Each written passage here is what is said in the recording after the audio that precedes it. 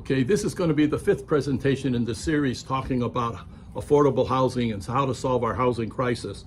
For those of you that are joining now, I encourage you to go back and listen to the earlier ones. Those of you who have been following us through this whole process, every now and then go back and listen to the older ones, because I think you'll make more sense as you hear more and more and you learn more and more about what I'm talking about. The problem is I'm oversimplifying a very complex problem. And so in the simple explanation, you may get it, but you may not see all the steps that should come behind that or in front of it. And then as I talk about it later, I think I start to infill just to try to keep the whole process a little more open and balanced. In the first tape, I talked about this international market that we've become and how we've lost control of pricing, we've lost control of our market, and basically homes are being built not for local people, but for mainland or foreigners. Remember, a real estate market should build for the incomes of the people in the community. In Hawaii, we're building for outsiders, so that really hurts us and we have to work on that. The second explanation had more to do with what could be done. We understand, building more is not the solution, understanding about monthly payments, etc. The third presentation was what action the government should take. And I started to get into that, and I started with the Section 8 program, and then I also talked about the Hawaiian Homes program. So the third class was on Section 8, and I'm going to go into more detail later. On Hawaiian Homes, I mentioned it, and I went into more detail in the third presentation or fourth presentation about Hawaiian Homes. Now, all of those are important, Section 8 and Hawaiian Homes, because by nature, they're local markets. Hawaiian Homes, it's obvious. Section 8 tends to be low, moderate income workers, and most of those people are long-term residents of Hawaii. They've lived here all their lives, were born here, or they've lived here for long periods of time. And again, they're good programs because we don't have to use our funds to implement them. The federal government is contributing to that, especially Section 8. And if the government doesn't give enough on the federal side, then it's going to be up to the state of Hawaii to implement that so those programs will work. Okay? So we've got all of this laid out now. And so now I want to talk a little off topic somewhat, but I want to go back to understanding real estate values and what it means.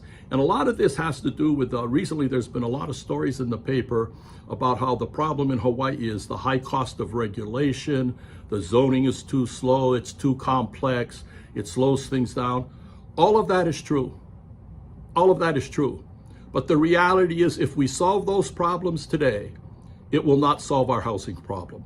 It will not solve our housing crisis. Prices will not go down. They'll just build more homes. And if prices go down a little because of it, it's not going to help, because it just means more mainland retirees will move to Hawaii. I mean, when we talk about affordable houses at $700,000 and $800,000, we're fooling ourselves. Those aren't affordable units. Those are market units for middle class. Okay? So again, we have to be very careful about solving problems. If they're not going to give us the results we want, we should first implement the programs that gives us the results that we want. So what are those results? Well, recently they've been talking about, the Singapore example, the Japan example, and all of those are exactly that. They're examples. If you implement Singapore here in Hawaii, it will fail. If you implement the Japan example here in Hawaii, it will fail. Okay, because it's an example. The markets in Japan are completely different than the markets in Hawaii. The pressures for pricing, the pressures for financing are different. The pressures for population are different. Why they had a program that worked in Japan doesn't necessarily mean it's going to work here in Hawaii. They talk about raising the density to create more units, cheaper units, but that's an illusion. That isn't what would happen in Hawaii. And when you start adding additional units, and realize they did that when they allowed auxiliary units here in Hawaii, or Ohana units. You add those additional units, you think, okay, we're going to build something, we don't have to pay for land, so the price will be less.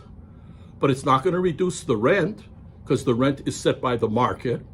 And the fact that you can build a second unit probably increases the value of that property. So we're allowing a second unit to create affordable units or affordable rents, but we have no mechanism to control the rent or reduce the rent. Instead, the rent will float to market where it is right now and nobody can afford it. The value of the real estate will increase because now you can build 2 units, not 1. You can have 2 rental units, not 1. You create more money. So auxiliary units, while it sounds like a good idea, may actually do just the opposite. It may drive the rents up. It may drive the values up. But if we simply put in a restriction saying if you get an auxiliary unit, you have to rent it under the Section 8 program, or you have to rent it to low moderate families, 120% or something along that lines, all of a sudden, it doesn't have the same effect. You can't rent it to tourists. You can't rent it as a vacation rental. You're now renting it on the local market. So that would be a better program. Another good example is the mental block getting old, is mass transit. Mass transit is becoming a burden for us. The costs are skyrocketing. What are you going to do? It makes no sense.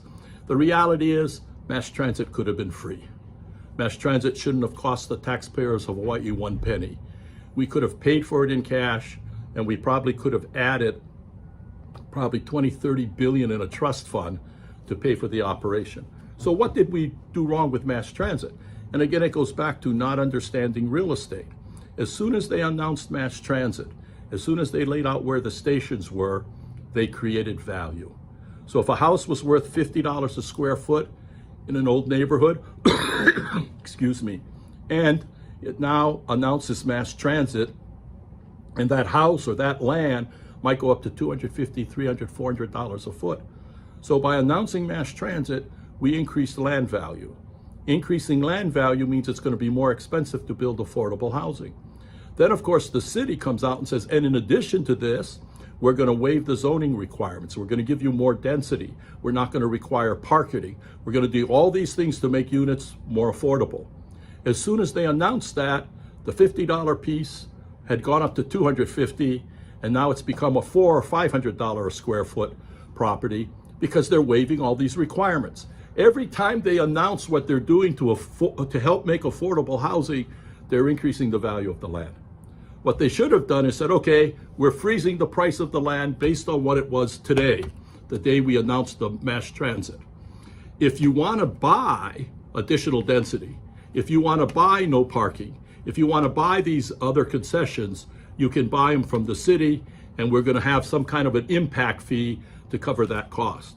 Well, if you put an impact fee of $5, I think is the number that was used, on all of our mass transit stations and all the property within a half mile, you would raise enough money to pay for mass transit. That's a $5 fee. The land went from $50 to $100, $200, $300. What if we charge $10 or $20 a square foot for an impact fee?